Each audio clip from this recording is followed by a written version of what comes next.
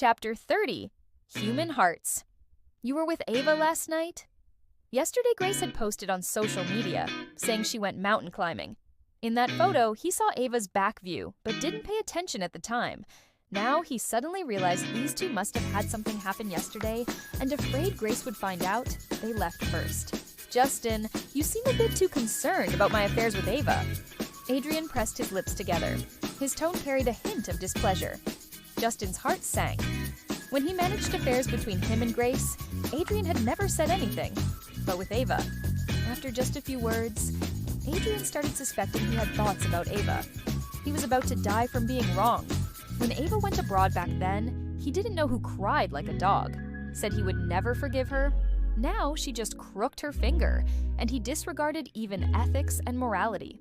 In all his years, he'd never heard that the Pierce family specialized in producing hopeless romantics. How did Adrian's genes mutate?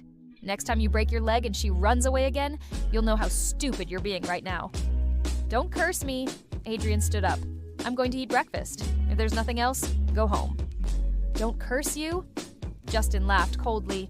Don't curse your leg breaking or don't curse that Ava will abandon you again. We haven't gotten back together.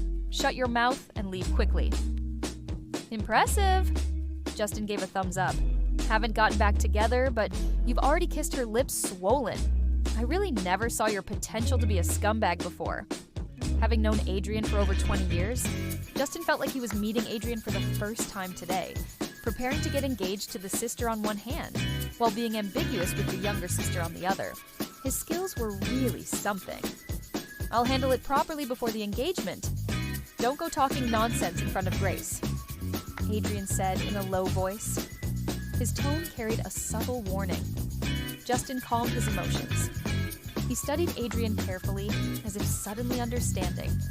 You're not holding a grudge against Ava for abandoning you before, wanting to play with her and get revenge, are you? Adrian remained silent. Justin glanced toward the dining room.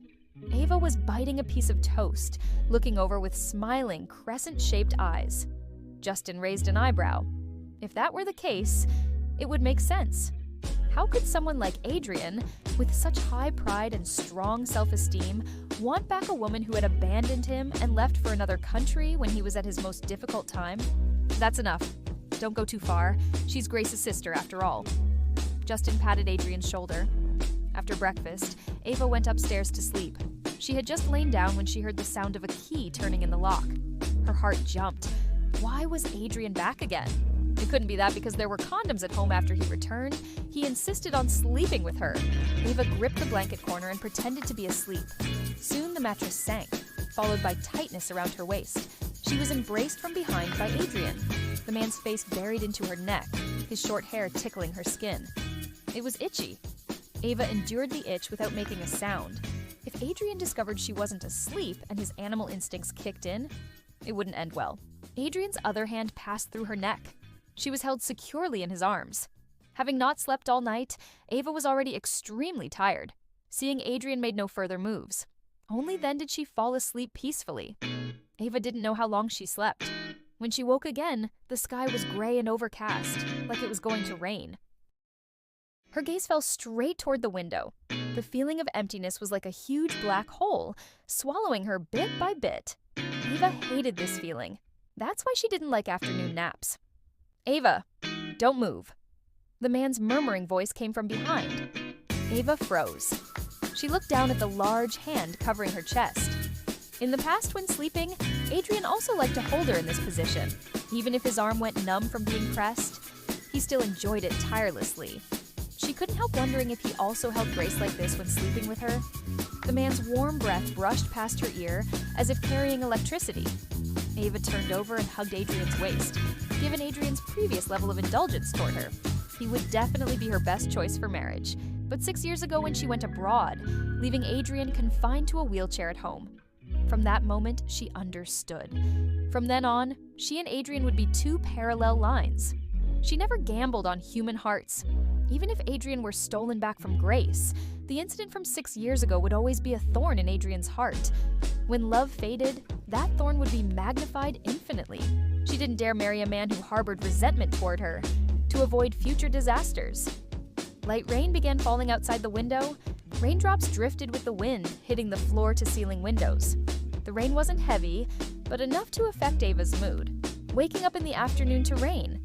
This was undoubtedly the worst for Ava. Suddenly, the curtains automatically closed. Ava looked up to meet Adrian's face. At some point, Adrian had awakened and pressed the curtain switch. With the curtains closed, the gray, rainy sky outside could no longer be seen. If you don't want to hear the rain, you can do something else to distract yourself. No need. Ava pressed her lips in a dry smile. She had hated rain since childhood, and the sound of rain as well. Adrian's ways of helping her distract herself had always been unique. After they became physically intimate, every time he helped her distract herself, the method was bedroom sounds drowning out the rain. "I'll sleep a bit more." Ava buried her face in Adrian's chest again, listening to the man's strong heartbeat. The rain outside seemed quieter. She pressed her ear to his left chest, and the irritation in her heart finally dissipated somewhat. Suddenly, coolness covered her ear. Adrian had covered her ear with his hand. For 3 consecutive days, Ava interviewed people joining the dance company. Although there were some decent ones, not one could reach Jujun's level. She rubbed her temples, looking at the resumes in front of her, finally tapping on a recent graduate's resume. Let's go with her. Ms. Ray took the resume. When she saw the performance experience section, she frowned. "Ava, why don't you look at other resumes? This person has never participated in any competitions before and has no experience working in dance companies." Ms. Ray worried this girl couldn't handle it. After all, the performance was imminent. Ava shook her head. "She's barely usable. The others won't work." Ms. Ray was very puzzled. Ava added, "I've looked at her resume. She started ballet much later than the rest of us. But her dancing has spirit. Finding someone to replace Shun is impossible right now. Someone with spirit like her is more suitable." Hearing this, Ms. Ray said nothing more, with the new person confirmed. Ava got off work and drove to Pierce Group, with Adrian and Grace's engagement approaching, although Adrian didn't refuse her advances now and would even take initiative with her. But beyond that, there was nothing else.